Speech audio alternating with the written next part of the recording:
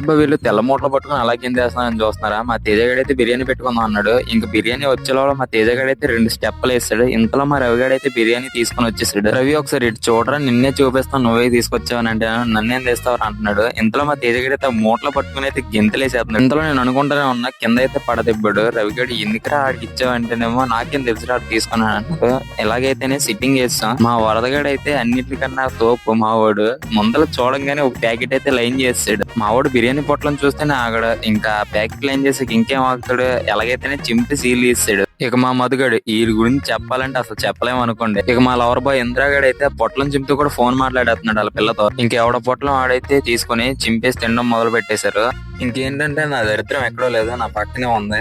వీడికైతే biryani order రాలేదు. ఇక మా వాళ్ళందరినీ బిర్యానీ ఎలా ఉందో చెప్పండి అంటే వాళ్ళు ఒక్కొక్కరు ఒక్క రియాక్షన్ ఇచ్చారు. అవి కూడా చూసండి ఎలా ఉన్నాయి. ఫస్ట్ మన లవర్ బాయ్ ఇంద్ర బిర్యానీ ఎలా ఉందో చెప్పరా అంటే హాయ్ చెప్తుండు. ఈయన అడిగితే నువ్వేంట్రా బాబు నన్ను తగులుకున్నావు. ఫుల్ వీడియో అయితే అయిపోలేదు, పార్ట్ 2 అయితే ఉంది. దానికోసం ఫాలో అండ్ సబ్స్క్రైబ్ చేసి పెట్టుకోండి.